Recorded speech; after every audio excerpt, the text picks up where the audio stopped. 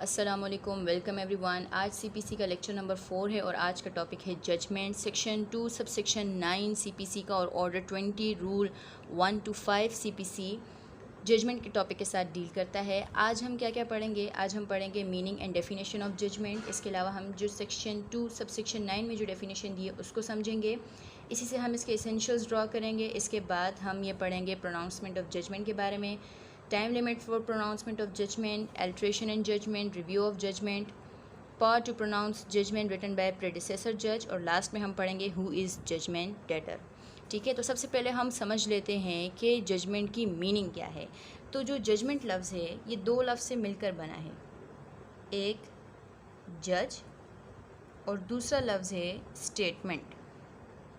ठीक है, तो जज की जो स्टेटमेंट है वो क्या कहलाती है? जजमेंट। इस तरह आपको इसको याद रखने में आसानी होगी। तो जजमेंट किसे कहते हैं? तो जजमेंट किसे कहते हैं? जो जज की स्टेटमेंट होती है वो क्या कहलाती है? जजमेंट। ठीक है, तो और हम इसको एलाबोरेट करें तो हम क्या कहेंगे? ऑब्जर्वेशन ऑफ जज इज कॉल्ड जजमेंट। ठीक है, जो जज की ऑब्जर्वेशन होती है, जो उसकी स्टेटमेंट होती है, वो क्या कहलाती है? जजमेंट। मज़ीद हम इसको डिफ़ाइन करें तो किस तरह करेंगे? It is the conclusion of judging. ठीक है, तो जो पूरा निचोड़ है केस का उसको हम क्या कहते हैं? जजमेंट। ठीक है, अब इसके बाद हम डिस्कस करते हैं जो सेक्शन 2 सब सेक्शन 9 में जो डेफिनेशन दी है, इससे आपको ज़्यादा ठीक तरीके से समझ आ जाएगा। तो सेक्शन 2 सब सेक्शन 9 क्या कहता है? इसमें जजमेंट को किस तरह डिफाइन किया हुआ है? It means statement given by जज of the grounds of decree और ऑर्डर। तो ये अदालत की तरफ से वो स्टेटमेंट है जिसमें अदालत ये बताती है कि डिक्री और ऑर्डर जो है किस चीज़ पर बेस करता है, क्योंकि जजमेंट के बाद ही डिक्री और ऑर्डर जो है आता है। तो डिक्री और ऑर्डर को इशू करने से पहले अदालत ये जो बयान करती है, फैक्ट्स को डिस्क्राइब करती है, एविडेंसेस को, रीज़न्स को, कि डिक्री या ऑर्डर किस चीज़ पर बेस करता है, वो स्टेटमेंट क्या कहलाती है? जजमेंट कहलाती है। जो रीजनिंग होती है अदालत की तरफ से, जो जज की ऑब्जर्वेशन होती है तमाम मैटर के ऊपर, पूरे उस तमाम इश्यूज़ के ऊपर, और उन इश्यूज़ के ऊपर अदालत का क्या डिसीजन होता है और किन ग्राउंड्स के ऊपर वो डिसीजन बेस करता है, तो ये सारी बातें किस में होती हैं? ये जो स्टेटमेंट होती है अदालत की तरफ से जज की, इस स्टेटमेंट को हम क्या कहते हैं? जजमेंट। इसके बाद हम इसके इंग्रेडिएंट्स या एसेंशियल्स या कंटेंट्स की तरफ जाते हैं। अच्छा, अब जो कंटेंट्स हैं जजमेंट के, ये कहाँ पर आपको मिलेंगे? ऑर्डर 20 रूल 1 से लेके 5 तक जजमेंट के एसेंशियल्स या कंटेंट्स जो हैं वो डिस्क्राइब किए हुए हैं। ठीक है, तो जो कंटेंट्स ऑफ जजमेंट होते हैं, इससे पहले हम दो इसमें लिखेंगे कि जो स्मॉल कॉज कोर्ट की जजमेंट होती है उसके क्या कंटेंट्स होते हैं, और जो अदर कोर्ट्स के जो जजमेंट है उसके क्या कंटेंट्स होते हैं। तो इसलिए हम स्मॉल कॉज कोर्ट की जजमेंट को डिस्कस कर लेते हैं। Judgment of small cause court. तो स्मॉल कॉज कोर्ट की जजमेंट के जो कंटेंट्स हैं ये आपको कहाँ पर मिलेंगे? ऑर्डर 20 रूल 4 1 में, रूल 4 सब रूल 1 में आपको मिलेंगे। तो जो स्मॉल कॉज कोर्ट की जजमेंट होती है, इसके जो कंटेंट्स हैं इनमें ज़्यादा डिटेल नहीं होती। इसमें सिर्फ 2 पॉइंट्स आपको समझने हैं। इसमें क्या क्या क्या चीज़ें होनी चाहिए? पॉइंट्स ऑफ डिटर्मिनेशन, और दूसरी चीज़ होनी चाहिए डिसीजन ऑन सच पॉइंट्स। ठीक है, क्या मतलब है इसका? कि जो स्मॉल कॉज कोर्ट की जो जजमेंट होती है उसमें क्या चीज़ें होनी चाहिए? 2 चीज़ें होनी चाहिए। पॉइंट्स ऑफ डिटर्मिनेशन, यानी जो इश्यूज़ अदालत को सेटल करने वो होने चाहिए, और इनके ऊपर अदालत का क्या डिसीजन है वो होना चाहिए। यानी इसमें स्मॉल कॉज कोर्ट की जजमेंट्स में उनकी रीजनिंग मेंशन करना ज़रूरी नहीं है, सिर्फ़ और सिर्फ जो इश्यूज़ हैं उनको डिस्कस किया जाता है और उनके ऊपर जो डिसीजन है वो अदालत जजमेंट में बताती है। इसमें रीजनिंग की जो है ज़रूरत नहीं होती कि ये जो डिसीजन है ये किन चीज़ों पर, किन रीज़न्स के ऊपर बेस करता है। इसके बाद हम डिस्कस करते हैं contents of judgment of other courts. तो जो अदर कोर्ट्स की जो जजमेंट है उसमें क्या क्या चीज़ें होनी चाहिए? अच्छा, ये आपको मिलेगा कहाँ पर? सीपीसी में ये कहाँ पर है? ऑर्डर 20 रूल 4 सब रूल 2 और रूल 5 में contents of judgment of other courts के बारे में है। ठीक है, तो सबसे पहली चीज़ इसके अंदर क्या होनी चाहिए, अ कंसाइज स्टेटमेंट ऑफ केस। तो सबसे पहली चीज़ जो अदर कोर्ट्स की जजमेंट के अंदर होनी चाहिए वो क्या है, अ concise statement of case. Concise का मतलब है मुख्तसर, यानी जो इस केस है उसकी पूरी समरी जो है जजमेंट के अंदर होनी चाहिए। दूसरा पॉइंट क्या है, द पॉइंट्स ऑफ डिटर्मिनेशन, यानी कि अदालत को जिन चीज़ों के बारे में, जिन इश्यूज़ के बारे में फ़ैसला करना है वो पॉइंट सारे मेंशन होने चाहिए। तीसरी क्या चीज़ ज़रूरी है, decision on such points, in points के ऊपर, इन इश्यूज़ के ऊपर जो अदालती फ़ैसला है वो होना चाहिए। और लास्ट रिक्वायरमेंट क्या है, रीज़न्स फॉर सच डिसीजन, या हम कहें ग्राउंड्स फॉर सच डिसीजन। तो जो अदर कोर्ट्स की जजमेंट है उसमें ये सारी डिटेल होनी चाहिए। जो स्मॉल कोर्ट की जजमेंट्स हैं उनके अंदर इतनी डिटेल की ज़रूरत नहीं होती, उसमें सिर्फ पॉइंट ऑफ डिटर्मिनेशन और उनके ऊपर जो डिसीजन है वो होता है। जबकि जो अदर कोर्ट्स की जो जजमेंट है उसके अंदर केस की एक समरी होती है और इसके अलावा जो इश्यूज़ हैं उस केस के अंदर पार्टीज़ के दरमियान उनकी तफसील होती है और इनके ऊपर अदालत का जो डिसीजन होता है वो होता है, और ये डिसीजन किन ग्राउंड्स के ऊपर बेस करता है, ये सारी चीज़ें भी इसके अंदर होती हैं। तो इवन जो एक्स पार्टी डिक्री भी जो कोर्ट पास करता है, एक्स पार्टी जो जजमेंट पास होती है, तो एक्स पार्टी जजमेंट भी इन सब रिक्वायरमेंट्स को फुलफ़िल लाजमी करती है। ठीक है, इसके अलावा जो रूल 5 है वो इसी को थोड़ा बहुत और एलाबोरेट करता है। रूल 5 क्या कहता है, उसकी जो हेडिंग है वो क्या है, court to state its decision on each issue. ठीक है, अच्छा मैं ये पूरा यहाँ पर भी मैंने रूल पूरा नहीं लिखा, यहाँ पर भी 4(2) का मुकम्मल नहीं लिखा, सिर्फ उसमें जो इम्पोर्टेंट पॉइंट्स है वो मैंने निकाल दिए। ठीक है, इसके अलावा आप बुक से एग्जैक्ट जो डिटेल है वो भी आप पढ़ सकते हैं। तो रूल नंबर 5 क्या कहता है कि हर पॉइंट के ऊपर जो कोर्ट का जो डिसीजन है वो भी जजमेंट के अंदर लाजमी होना चाहिए। मतलब ये है कि जितने भी इश्यूज़ किसी भी केस के अंदर कोर्ट जो है फ्रेम करती है तो उसके ऊपर डिसीजन और उन डिसीजन का जो रीज़न है वो भी मौजूद होना चाहिए। तो किस तरह हम इसको कह सकते हैं, इश्यूज़ के ऊपर जो कोर्ट की फाइंडिंग्स हैं, फाइंडिंग्स यानी जो कोर्ट के डिसीजंस हैं, on each issue separately, her issue के ऊपर जो अदालती डिसीजन है वो अलहदा से लाजमी होना चाहिए। और इसके अलावा रीज़न्स, ठीक है, फॉर सच डिसीजंस, ठीक है, हर इशू के ऊपर सेपरेट डिसीजन और हर डिसीजन का सेपरेट जो है रीज़न लाजमी होना चाहिए। तो रूल 5 जो है रूल 4(2) में जो रिक्वायरमेंट्स हैं उन्हीं को मज़ीद जो है एलाबोरेट करता है। ठीक, उसके बाद प्रोनाउंसमेंट ऑफ जजमेंट है। तो order 20 rule 1 pronouncement of judgment के बारे में बताता है। As per order 20 rule 1 judgment कब प्रोनाउंस की जाएगी, after complete hearing, after final arguments. ठीक है, तो जब किसी भी केस के फाइनल आर्ग्यूमेंट से कंप्लीट हेयरिंग हो जाती है उसके बाद जो है कोर्ट जजमेंट को प्रोनाउंस करेगी।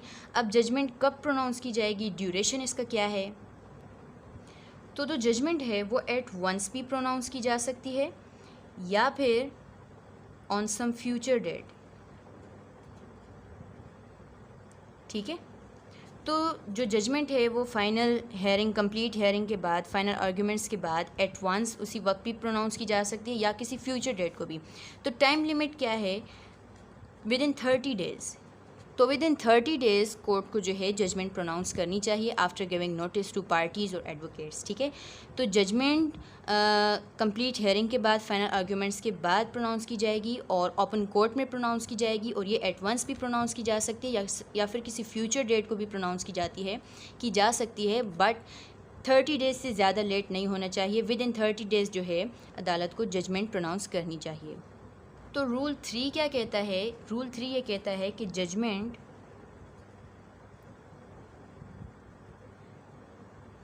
Must be signed and dated at the time of pronouncement।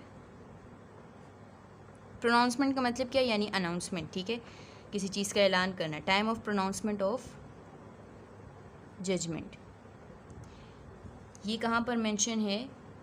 Rule 3 में, ठीक है। तो ये जो रूल्स मैं डिस्कस कर रही हूँ थोड़ा आगे पीछे हैं, यानी मैंने 1 2 3 4 को लाइन से डिस्कस नहीं किया, जहाँ पर रेलिवेंट जो पॉइंट्स हैं उनको मैंने पहले डिस्कस किया। तो रूल 3 क्या कहते हैं? रूल 1 क्या कहते हैं कि judgment should be pronounced in open court at once और ऑन सम फ्यूचर डेट। तो जब वो प्रोनाउंस की जाएगी तो उसको साइन किया जाएगा, इट मस्ट बी साइन, उसके ऊपर डेट मेंशन की जाएगी, ठीक है। और जब ये प्रोनाउंस हो जाती है तो इसके बाद it can not be altered, यानी उसमें कोई तब्दीली नहीं की जा सकती और कोई भी चीज़ उसके अंदर ऐड नहीं की जा सकती। ये भी रूल नंबर 3 में ही मौजूद है। इसके बाद रूल नंबर 3 में ही इसका प्रोसीजर भी बताया हुआ है, अल्ट्रेशन इन जजमेंट, कि अगर अल्ट्रेशन करनी होगी या अगर उसमें कोई तब्दीली करनी होगी तो वो कब हो सकती है, ठीक है। तो यहाँ पर एक और चीज़ लिख देते हैं, and it can not be altered or added afterwards। तो इसके बाद ये अल्टर या ऐड इसके अंदर कुछ भी नहीं हो सकता। इसके बाद अब हम डिस्कस करते हैं कि कब अल्ट्रेशन हो सकती है। अच्छा, जजमेंट एक बार प्रोनाउंस हो जाए तो वो अल्टर नहीं हो सकती, लेकिन कब वो अल्टर हो सकती है? रूल नंबर 3 में ही इसकी एक्सेप्शन जो है वो बता दी है। तो 2 केसेस में अल्ट्रेशन हो सकती है जजमेंट के अंदर। एक है फॉर क्लेरिकल या फिर अर्थमेटिकल एरर। ये कहाँ पर आपको मिलेगा इसकी डिटेल? सेक्शन 142 के अंदर।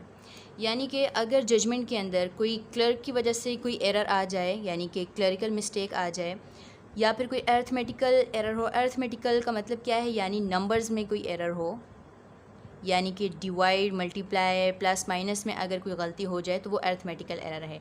तो अगर इस तरह के कोई एरर्स हो जाते हैं, अर्थमेटिकल एरर्स होते हैं या फिर क्लरिकल एरर्स होते हैं, तो इस केस में जो जजमेंट है उसको अल्टर करके उसको करेक्ट किया जा सकता है, अदरवाइज़ नहीं। और सेकंड ऑप्शन कहाँ है, कब जजमेंट अल्टर की जा सकती है? रिव्यू में। अच्छा, मैंने यहाँ पे रिव्यू ऑफ जजमेंट का अलग टॉपिक भी लिखा है, लेकिन आज हम इसको ज़्यादा डिस्कस नहीं करेंगे क्योंकि ये बहुत ज़्यादा लेंदी हो जाएगा। तो रिव्यू का मतलब क्या होता है? To see again. तो रिव्यू का जब टॉपिक आएगा तो हम ज़्यादा डिटेल इसकी वहाँ पर देखेंगे। अभी हम इसकी ज़्यादा डिटेल नहीं देखते, अभी हम सिर्फ इतना समझ लेते हैं कि जो जजमेंट है रिव्यू में उसको अल्टर किया जा सकता है, उसमें कोई तब्दीली लाई जा सकती है, उसमें कुछ ऐड किया जा सकता है, ठीक। इसके बाद हम डिस्कस कर लेते हैं power to pronounce judgment written by predecessor जज। ये कहाँ पर मेंशन है आपके पास? ऑर्डर 20 रूल 2 में। ऑर्डर 20 रूल 2 क्या कहता है? अ जज may pronounce judgment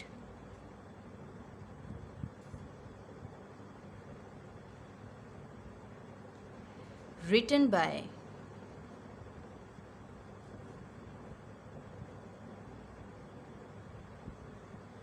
predecessor judge।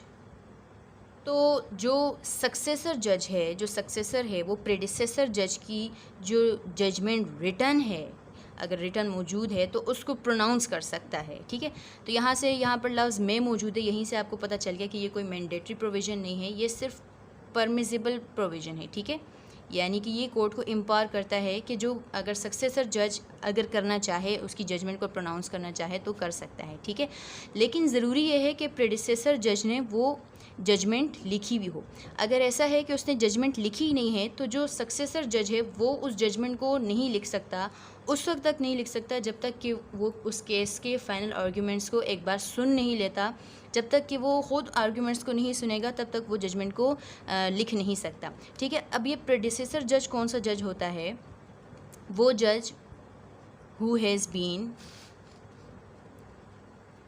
Transferred, वो जज जिसका ट्रांसफ़र हो गया हो, जो प्रमोटेड, जिसकी प्रमोशन हो गई हो, या फिर जो लीव पे चला गया हो, gone on leave.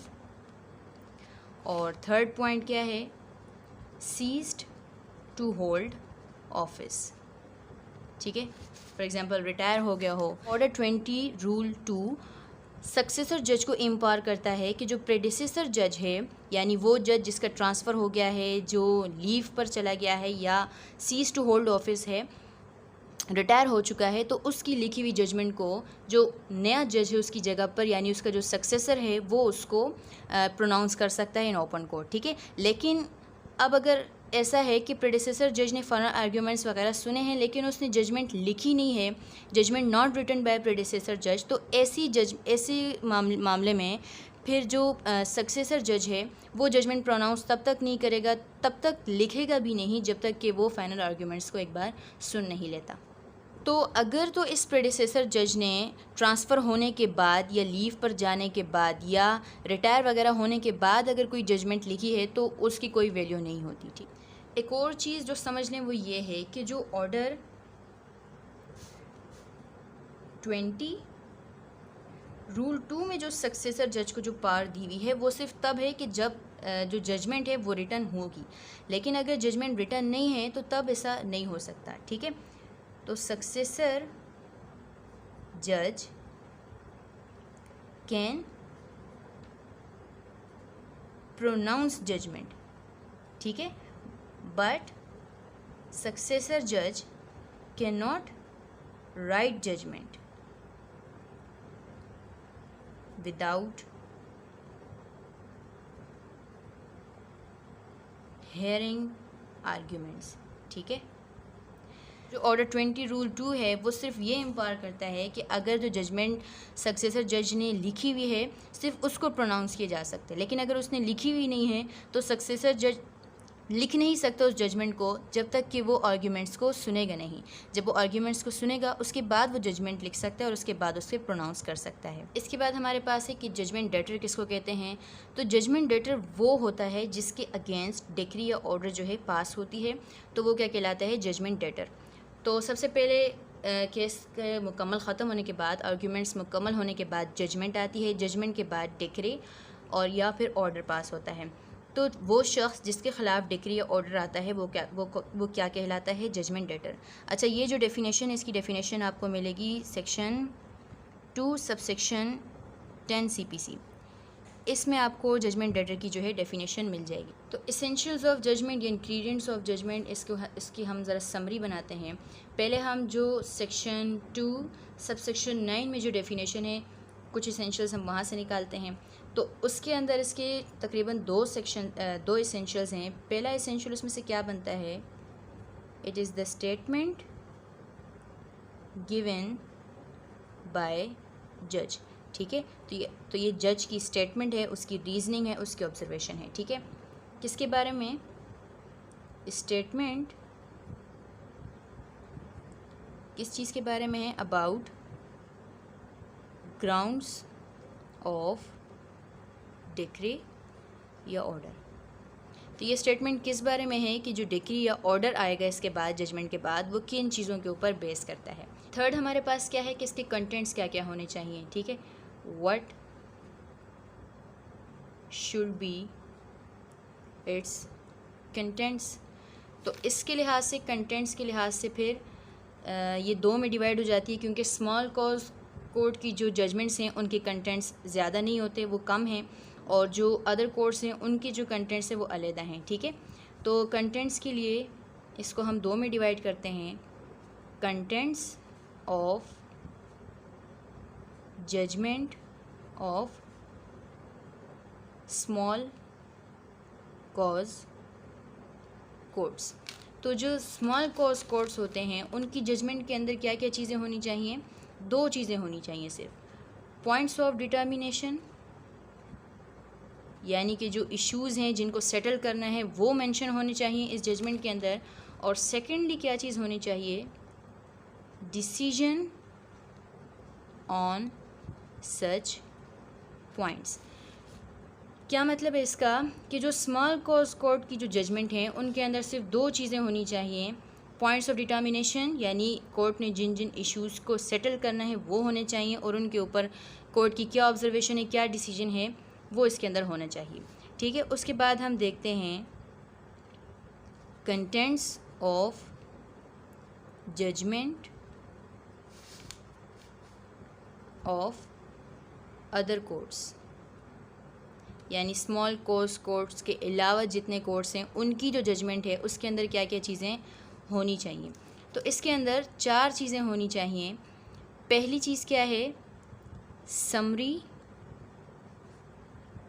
Of case या concise statement of case. Second point क्या है, points of determination.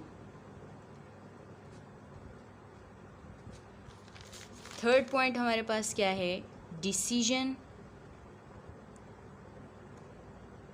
On such points. और लास्ट रिक्वायरमेंट क्या है, रीजंस फॉर सच डिसीजंस। ठीक है, क्या मतलब है इसका कि जो अदर कोर्ट्स की जो जजमेंट है उसके अंदर 4 चीज़ें होनी ज़रूरी हैं। पहली चीज़ क्या है कि समरी ऑफ केस की जो समरी है उसके बारे में एक कंसाइज स्टेटमेंट होनी चाहिए। सेकंड पॉइंट क्या है कि जितने भी पॉइंट्स को कोर्ट ने डिटर्मिन करना है, जितने भी इश्यूज़ हैं उनकी डिटेल होनी चाहिए। इसके अलावा हर इशू के ऊपर जो कोर्ट का फ़ैसला है, डिसीजन है, वो होना चाहिए और ये डिसीजन या ये फाइंडिंग किन रीज़न्स के ऊपर बेस करती है, किन ग्राउंड्स के ऊपर, किन एविडेंसेस के ऊपर बेस करती है, ये चीज़ भी मेंशन होनी चाहिए। अच्छा, ये जो कंटेंट्स हैं ये कहाँ पर आपको दिए हुए हैं, ऑर्डर 20 रूल 4 में। रूल 4(1) में contents of judgment of small courts बताया हुआ है और contents of judgment of other courts कहाँ पर बताया हुआ है, रूल 4(2). और इसके अलावा जो रूल 5 है वहाँ पर इसके बारे में बताया हुआ है। रूल 5 क्या कहता है कि हर इशू के बारे में फाइंडिंग जो है होनी चाहिए और हर फाइंडिंग के जो रीज़न्स हैं वो भी मेंशन होने चाहिए। फोर्थ जो पॉइंट है हमारे पास वो क्या है कि judgment must be sign and dated, कि जजमेंट के ऊपर सिग्नेचर भी होना चाहिए जज का और उसके ऊपर डेट भी मेंशन होनी चाहिए। और ये भी ज़रूरी है कि जो जजमेंट है जो वो लिखी जा रही है वो वही जज लिखे जिसने जो हेयरिंग वगैरह की है, वही जज लिखे। फिफ्थ पॉइंट इसका क्या है, प्रोनाउंसमेंट ऑफ जजमेंट कब हो सकती है, आइदर एट वंस और ऑन सम फ्यूचर डेट। और इसकी लिमिट क्या है, विद इन 30 डेज़। ठीक है, by giving notice to both parties, जितनी भी पार्टीज़ केस में हैं उन सबको नोटिस देना चाहिए अदालत को जजमेंट के प्रोनाउंसमेंट के हवाले से या उनके एडवोकेट्स को। ठीक है, तो ये जो पॉइंट है judgment must be signed and dated, ये कहाँ पर आपको कहाँ पर मौजूद है, ऑर्डर 20 रूल 3 में। और प्रोनाउंसमेंट ऑफ जजमेंट के हवाले से कहाँ पर है, रूल 1 में। ठीक है, अच्छा अब हम इसको एक बार क्विकली रिवाइज कर लेते हैं आज के पूरे टॉपिक को, पूरे लेक्चर को। ठीक है, तो आज का टॉपिक हमारा क्या है, जजमेंट। इससे रेलिवेंट प्रोविजन सीपीसी के अंदर कौन से हैं, सेक्शन 2 सबसेक्शन 9 और इसके अलावा ऑर्डर 20 रूल 1 से लेकर 5 तक जजमेंट के साथ डील करते हैं। तो सबसे पहले जजमेंट की डेफिनेशन क्या है, जजमेंट लफ्ज़ 2 लफ्ज़ से मिलकर बना है, जज और स्टेटमेंट। तो जज की जो स्टेटमेंट है वो क्या कहलाती है, जजमेंट। तो पूरे केस के हवाले से जो जज की फाइंडिंग्स होती हैं, जो जज का फैसला होता है, जो जज की ऑब्जर्वेशन होती है, रीजनिंग होती है, वो क्या कहलाती है, जजमेंट। सेक्शन 2 सबसेक्शन 9 इसको किस तरह डिफाइन करता है, it means statement given by जज of the grounds of decree और ऑर्डर। इसमें इस स्टेटमेंट में जज क्या बताता है कि डिक्री और ऑर्डर किन चीज़ों के ऊपर बेस करती है, किन रीजंस के ऊपर बेस करती है, किन फैक्ट्स के ऊपर, किन एविडेंसेस के ऊपर जो जजमेंट है अदालत की, डिक्री है, वो किन चीज़ों के ऊपर बेस करती है। इस आपके पास है कंटेंट्स ऑफ जजमेंट। तो कंटेंट्स ऑफ जजमेंट आपको कहाँ पर मिलेगा, इससे रेलिवेंट प्रोविजन क्या है, ऑर्डर 20 रूल 4 और 5। ठीक है, तो जो स्मॉल कॉज कोर्ट की जजमेंट होती हैं उनके कंटेंट्स अलहदा हैं। इनके कंटेंट्स कहाँ पर मेंशन हैं, इससे रेलिवेंट प्रोविज़न क्या है, रूल 4 सब रूल 1। इसमें क्या बताते हैं कि स्मॉल कॉज कोर्ट की जो जजमेंट है उसके अंदर 2 पॉइंट्स होनी चाहिए, 2 चीज़ें होनी चाहिए। पॉइंट्स ऑफ डिटर्मिनेशन यानी जितने इशूज़ सेटल करने हैं कोर्ट ने वो उनकी डिटेल होनी चाहिए, और इसके अलावा डिसीजन इन पॉइंट्स के ऊपर कोर्ट का क्या है वो होना चाहिए। यानी इसमें केस की समरी में बताने की ज़रूरत नहीं है और ना ही इन डिसीजन के रीज़न्स को बताने की ज़रूरत है। इसके बाद हमने पढ़ा कि जो अदर कोर्ट्स की जो जजमेंट है उसके अंदर क्या क्या चीज़ें होनी चाहिए। तो इससे रेलिवेंट प्रोविज़न आपके पास क्या है, ऑर्डर 20 रूल 4 का सब रूल 2 और इसके अलावा रूल नंबर 5। तो जो अदर कोर्ट्स की जो जजमेंट है उसके अंदर 4 चीज़ें होनी चाहिए। कंसाइज स्टेटमेंट ऑफ केस यानी केस की समरी होनी चाहिए, उसके बारे में मुख्तसर स्टेटमेंट होनी चाहिए। सेकंड पॉइंट क्या है, पॉइंट्स ऑफ डिटर्मिनेशन यानी जितने इश्यूज़ कोर्ट ने फ्रेम किए हैं जिनके बारे में कोर्ट ने फ़ैसला करना है, डिसीजन देना है, वो सब होने चाहिए। इसके अलावा क्या है, उनके ऊपर कोर्ट का क्या डिसीजन है, क्या फ़ैसला है वो होना चाहिए, यानी कोर्ट की जो फाइंडिंग है वो होनी चाहिए। और लास्ट पॉइंट क्या है कि इन डिसीजंस का रीज़न होना चाहिए, रीज़न्स फॉर सच डिसीजन, उनके किन ग्राउंड्स के ऊपर, किन एविडेंसेस पर, किन फैक्ट्स के ऊपर बेस्ड है ये डिसीजन, वो सब लाजमी होना चाहिए। और रूल 5 इन्हीं कंटेंट्स को मज़ीद एलेबोरेट करते हुए क्या कहता है कि एक केस के अंदर जितने भी इश्यूज़ फ्रेम किए जाते हैं, जितने भी पॉइंट्स ऑफ डिटर्मिनेशन है, उन सब के बारे में सेपरेट डिसीजन दिया जाएगा हर इशू के बारे में, और हर एक डिसीजन का फिर जो है रीज़न जो है लाजमी दिया जाएगा।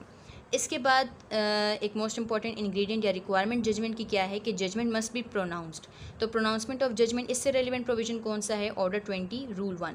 तो कंप्लीट हियरिंग के बाद, फाइनल आर्ग्यूमेंट्स के बाद जजमेंट प्रोनाउंस की जाती है। तो जजमेंट कब प्रोनाउंस की जाएगी, ड्यूरेशन क्या है, एट वंस भी प्रोनाउंस की जा सकती है या फिर किसी फ्यूचर डेट को भी प्रोनाउंस की जाती है, बट विद इन 30 डेज़ जो है कोर्ट को जजमेंट प्रोनाउंस करनी चाहिए। ठीक है, उसके बाद क्या है हमारे पास, judgment must be signed and dated at the time of pronouncement of judgment. कि जजमेंट जब भी प्रोनाउंस होगी उसके बाद उसके ऊपर जज के सिग्नेचर और डेट जो है लाजमी मेंशन होंगे। और एक बार जब जजमेंट प्रोनाउंस हो जाती है तो it can not be altered, उसमें चेंजिंग नहीं की जा सकती और कोई भी चीज़ इसके अंदर इसके बाद ऐड नहीं की जा सकती। तो judgment must be signed and dated, इसके बारे में आपको कहाँ पर मिलेगा, रूल 3 में। और रूल 3 आपको ये बताता है कि एक बार जजमेंट जो है साइन हो जाए तो इसके बाद इसके अंदर चेंजिंग नहीं हो सकती, लेकिन यही इसमें एक्सेप्शन भी प्रोवाइड करता है कि कब चेंजिंग हो सकती है, कब एल्ट्रेशन हो सकती है। तो रूल 3 ही आपको बताता है कि 2 केसेस में एल्ट्रेशन हो सकती है जजमेंट के अंदर। पहला पॉइंट क्या है, फॉर क्लरिकल अरिथमेटिकल एरर्स, अगर क्लर्क की वजह से कोई अगर एरर आता है, उन एरर्स को रेक्टिफाई करने के लिए जजमेंट एल्टर हो सकती है। इसके अलावा अरिथमेटिकल एरर्स की वजह से, यानी डिवाइड मल्टीप्लाई प्लस माइनस में अगर कोई मिस्टेक है तो उस मिस्टेक को ठीक करने के लिए, उस एरर को रेक्टिफाई करने के लिए जजमेंट को एल्टर किया जा सकता है। इसके अलावा रिव्यू में रेलिवेंट प्रोविजन रिव्यू का सेक्शन 114 है, रीड विद ऑर्डर 47। ठीक है, तो क्लरिकल अरिथमेटिकल एरर्स के बारे में सेक्शन 152 है। तो सेक्शन 152 के अंडर या सेक्शन 114 रीड विद ऑर्डर 47, इनके अंडर जो है जजमेंट एल्टर हो सकती है। फिर इसके बाद हमने क्या पढ़ा, power to pronounce judgment written by predecessor जज। इसके बारे में हमने रूल 2 के बारे में पढ़ा है कि जो प्रेडिसेसर जज ने जो जजमेंट लिखी हुई है उसको सक्सेसर जज जो है प्रोनाउंस कर सकता है। प्रेडिसेसर जज कौन सा है, जो या तो ट्रांसफ़र हो चुका है, जिसकी प्रमोशन हो गई है, या जो लीव पर गया है, या सीज टू होल्ड ऑफिस है, रिटायर हो चुका है, तो उनकी लिखी हुई जो जजमेंट है उसको जो सक्सेसर जज है वो प्रोनाउंस कर सकता है। लेकिन जो सक्सेसर जज है वो जजमेंट को लिख नहीं सकता, मतलब जो केस प्रेडिसेसर जज ने डिस्पोज ऑफ करना है, जो प्रेडिसेसर जज ने फाइनल आर्ग्यूमेंट्स वगैरह सुने और उसने अभी तक जजमेंट अगर नहीं लिखी, तो सक्सेसर जज जजमेंट नहीं लिख सकता जब तक कि वो एक बार फाइनल आर्ग्यूमेंट्स को या हेयरिंग जब तक नहीं करेगा तो वो जजमेंट को नहीं लिख सकता।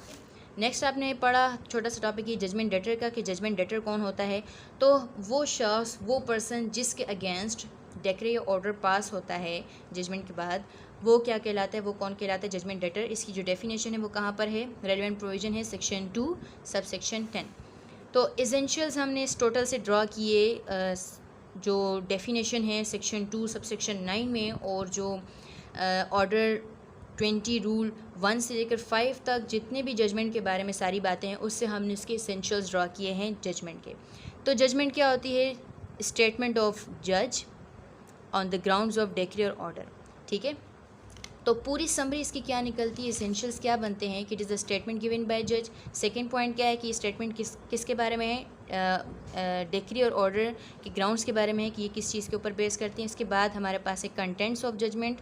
तो contents of judgment small cause की जजमेंट में पॉइंट ऑफ डिटर्मिनेशन और डिसीजन होना चाहिए, जबकि अदर कोर्ट्स की जो जजमेंट है उसमें केस की समरी होनी चाहिए, पॉइंट्स ऑफ डिटर्मिनेशन होनी चाहिए, इनके ऊपर डिसीजन होना चाहिए और इनके ये जो डिसीजन है ये किन चीज़ों के ऊपर बेस करता है, किन रीजंस के ऊपर, किन फैक्ट्स के ऊपर, किन एविडेंसेस के ऊपर बेस करती है, ये सारी डिटेल भी होनी चाहिए।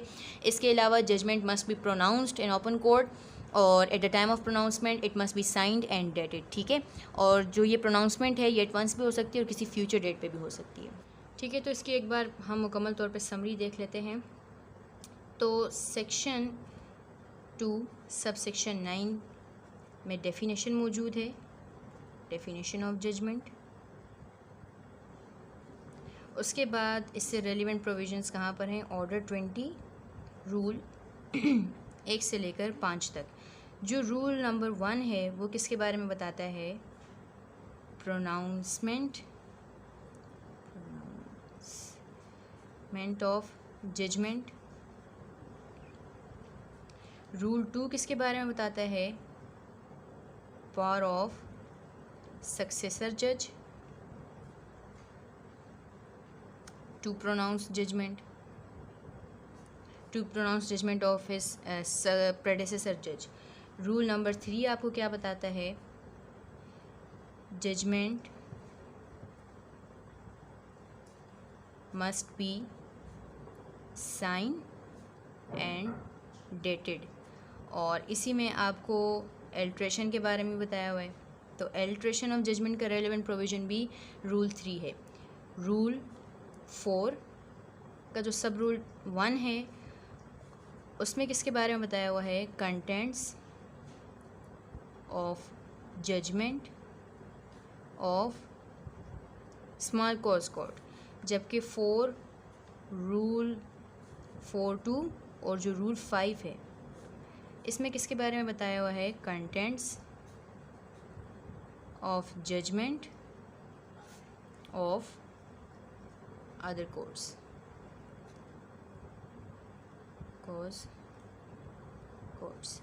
ठीक है।